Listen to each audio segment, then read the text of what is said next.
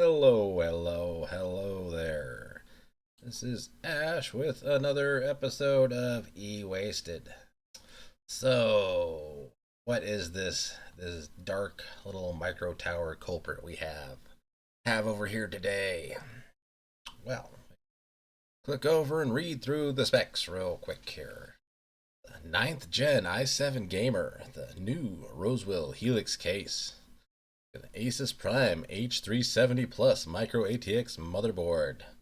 Windows 11 Pro 64-bit new 120mm CPU cooler. Ooh. And an i7-9700K at 3.6 GHz. 8 core. But also just 8 thread. They don't do the multi-thread on that. And 256GB M.2 NVMe solid state drive, and also a 480GB SATA solid state drive. 16GB of DDR4 2666 and a GTX 1070 8GB.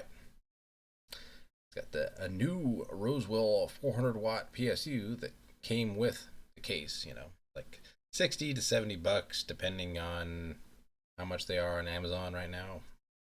Whenever. And I put down it's a compact, powerful entry-level system, good for 1080 or 1440 game. Probably better on the 1080 side, really, but still pretty capable, But anyways, here we go. There is that Rosewill M.2 400 Helix Micro ATX Mini Tower Desktop Gaming Office PC Computer Case with pre-installed 400-watt power supply. Yes, there it is. And you look at that. Let's see, what other pictures do we got here? Oh, yeah, it's got the top there, the USB 3 on the top. Plenty of ventilation in this thing, out of the top anyways, And through the front too, because you go to the front and up and down the sides on the front, it's all air portage in through the fans. And I do like this one because you pop the front cover off and the fans fit on the outside of the case, which is nice. Not on some of them, I've got like even more expensive cases where there's just not enough space for fans to be on the outside, and you got to put them on the inside, and you got to look at them and stuff. So. Anyway, so yeah, there it is, simple, it gets the job done, it's a new case, people seem to like the look of it. So here is the motherboard that I got to go with it. It's this used Asus Prime H370M, and it's got some capabilities to it, where got four DIMM slots. You could even get more RAM in there than just the 2-stick 16 gig combo that it had going for it. Yeah, you see on the video, I'm trying to stick this CPU cooler on. I think I did it the hard way. I think I determined that attaching those to the CPU cooler and then screwing it down is easier than trying to attach those and then stick the CPU cooler on top and attach it to those little arm thingies that attach to the motherboard. Yeah, I don't know. It's just got to get the threads just right, and doing it like that, it's kind of difficult, I found. But I've had to do it that way on another one just because there was like no other way to do it too. Trying to get around some obstacle on the motherboard, but it's a nice big 120mm CPU cooler. Keeps it pretty cool there. Anyways, what do we got next here? So yes, this is the i7-9700K, and if you were to go and buy one on eBay right now for the best, cheapest price on Buy It Now, it would be something around this. I mean, yeah, 112 bucks and some cents with about $4 shipping, maybe. You might find one cheaper. You might make an offer. You might go to auction, find it even cheaper. But I didn't do that. I ended up probably driving too far to, I don't know, do I still have that thing up here? Yes. So I went and I picked up this case that had a different motherboard and the 9700K, and it had 2 sticks of RAM. One of the sticks of RAM ended up being dead, unfortunately. but everything else worked pretty much. And the downside was I had to clean the living heck out of this case, and it still didn't get all the way clean. I mean, you get an older white case like that with a kind of porous siding to it, and it just, you get the grease and the gunk in there, and there's no way to get all of it out that I can tell, really. Anyways, so yeah, had the i7-9700K. Let's see, maybe we'll put the video on double time to speed it up a little bit, because I think I'm going through the other web browser stuff a little quicker than the video, so we will speed up what I'm doing. Hurry up, boy! You know, faster, faster. Let's see here. So yes, there's the i7-9700K, and did I have a? Maybe I didn't do one of those before, did I? Maybe not. Let me see here. See if I can find. Oh, there we are. Yep, there we are. So this is what it's supposed to perform like on the Passmark benchmark. You know, 1440, 420 for the multi-thread, and 2867 for the single thread. So we look over with what we got when we did the benchmarks ourselves, then I would have had that on a different picture entirely. So let me see here. That will open you in a new tab here. There we go. So yes, and I can't really read any of that. I can make out what we got. So we got 14851 for the multi-thread when we did it, which is just a little bit higher, about 400 higher on the multi-thread. And then we got, I can't even tell. It's a horrible picture. My goodness. Maybe if I zoom in a little bit, I don't know. Let's see here. It's already zoomed in quite a bit. Yeah, I don't know.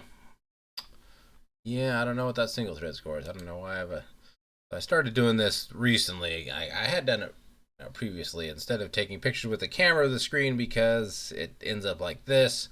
Now I just take screenshots and then load them onto the camera and upload them that way, because this is horrendous. I apologize. Yes, I mean, so yeah, I'm not sure how we are in comparison to that. No clue there. Nope.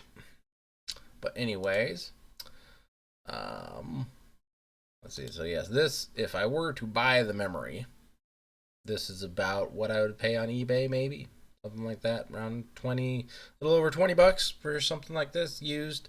I mean, I'd probably really just go and get the cheap new ones, the King Bank, I think it is, on eBay, where it's still about the same price, but you know, they're generic, but it's brand new. So I'd probably be doing that instead. But you could go to eBay and get this too. I just got these, you know, through parts that I picked up, the ones that are in there anyways. They came from some parts purchased locally. I'm not sure exactly what it was. But here is the M.2 NVMe. Like, you know, I think I ordered 2 of these. Yes, quantity 2. And it's just a, you know, PCIe Gen 4 NVMe solid state drive. And we look back over to our Passmark, and it scored like almost, a little over 12,500, almost 12,600. So it's, not the highest scoring NVMe you can get, but it's still quite a bit better than even the 2.5 SATAs you're gonna get. So it's right up there, and you look at that, and then let's see, moving on to, this was the secondary storage, and we got this for like $26. Now it's $40. I would not buy that for $40, but at $26, it was a decent deal on a brand new 480 gig solid state drive. So we went ahead and we did that. I'm gonna have to kick this up even faster. The video is catching up with me here. It looks like I've almost got it assembled though. No graphics card in. Got the motherboard in. Got other stuff plugged in. So I'm working on getting everything hooked up. But yeah, we'll see. Will catch me up here. Let's see. Here we go. Even faster. So yes, here we go. I'm plugging stuff in there. We just talked about the 480 gigabyte 2.5 SATA 3 PC SSD. And we're moving on here to the graphics card, which I should be getting close to putting in here pretty soon. Let's see. Slapping that sucker in any moment now. Probably, oh yeah, just getting a few things out of the way first. Plugged in, grabbing the graphics card. But yeah, I think I got the graphics card locally, probably for around $60 or something. But if you were to go to eBay to get the GTX 1070 Founders Edition right now, this was the cheapest I could find, like $90 plus almost $6 in shipping. So yeah, that would be pretty much it there for that one. And you look at how it's supposed to score on Passmark, 13,500, and compare that to what we got, which is 14,639. We did, quite a bit better there. Quite a bit better than average on the Passmark. So that's a good thing, I guess. Yeah, but beyond that, I think that's about all we've got here. I mean, we went through the whole build, and I'm just about finishing it up here, so we'll move back over to the discussion. And yeah, I'm getting the back of the case buttoned up. I'm flipping it over. I'm probably about to turn it on for the first time. It's always good to check, and I'm playing it risky because I screwed the back on without turning it on yet. Never know if you're gonna take the back of that case off again, or off again to readjust something, reroute a wire, something. But apparently it's on. I see a blinking light there. I see the green LED in the front. I don't know if that light down in there is supposed to be blinking, but I see a blinking light, so maybe that's a good thing or a bad thing. It ended up working, so I think it's just fine there. But anyways, we'll go back and take one more look at what this build was. The 9th gen i7 gamer with the H370 Plus micro ATX, and I went for a used motherboard this time just because like the past few times I think I'd gone for like an H310, a new motherboard off what was it, Alibaba or AliExpress. That's pretty much the same chipset, 8th or 9th gen. I know there's one of AliExpress were kind of nice because they'd take 6th, 7th, 8th, or 9th gen, which is pretty cool because you don't see that kind of versatility in the Asus or the Gigabyte or the ASRock. They're usually just 6th or 7th or 8th or 9th, or some of them are even more limited than that, just only choosing one generation to support. But anyways, I think we will call this video done here and see you on the next one. So, adios.